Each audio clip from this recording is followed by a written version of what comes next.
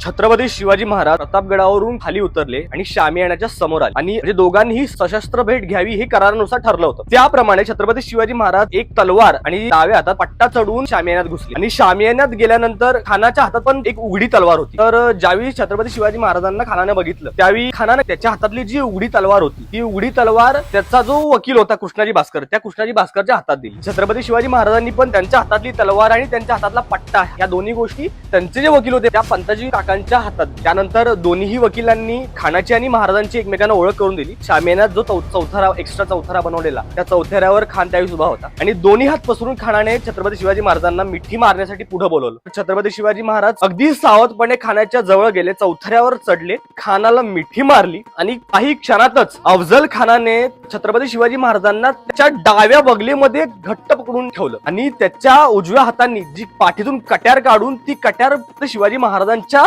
डाव्या कुशीत खुपसली। कट्यारीचा वार ज्यावेळी अफजल खानानं केला त्यानंतर महाराजांचा अंगरका फाटला आणि सिलकराचा खरखर असा आवाज आला, त्यामुळे खानाचा जो वार होता तो वाया गेला। बरोबर त्याच वेळी छत्रपती शिवाजी महाराजांनी त्यांच्या डाव्या हातात जे वाघनख होते ती वाघनख खानाच्या उजव्या बाजूच्या पोटात खुपसली आणि ती खेचत आणली। जशी ती वाघनख खेचत आणली तशी खानाच्या पोटात रक्त व्हायला सुरू झालं, तशी खानाची मिठी पण सैल झाली। त्यानंतर छत्रपती शिवाजी महाराजांनी त्या डाव्या आस्तनीमध्ये जो बिचवा लपवला होता तो बिचवा उजव्या हाताने काढला आणि खानाच्या डाव्या बाजूच्या पोटामध्येच तो बिचवा घुपसला। महाराजांनी तो उजव्या बाजूकडे खेचत आणला आणि जसा तो बिचवा महाराजांनी खेचत आणला तसा खानाचा कोतळाच बाहेर आला। तसा खानाचा कोतळा बाहेर आला तसा खान मोठमोठ्याने ओरडत बाहेर आलेला कोतळा होता तो हातात घेत खान शामियानाच्या बाहेर जात होता।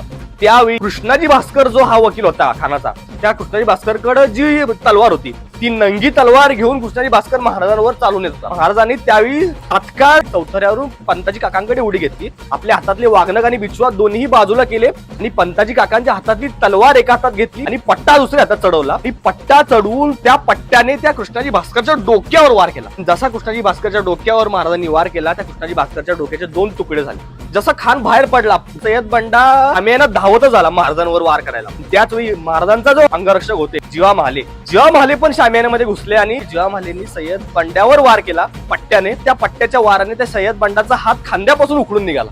यानंतर पण खान पालखीत बसून निघण्याच्या तयारीत होता, पण त्यावेळी छत्रपती शिवाजी महाराजांचा दुसरा अंगरक्षक संभाजी कावजी कोंढाळकर त्यांनी ती पालखी खानाची थांबवली, त्या पालखीच्या भुयांचे पाय तोडले, खानाचं मुंडकं छाटलं आणि खानाचा अंत झाला। तुझ्या समोरी भोकड कापू 32 दाताचा खाली आणि तलवारीचा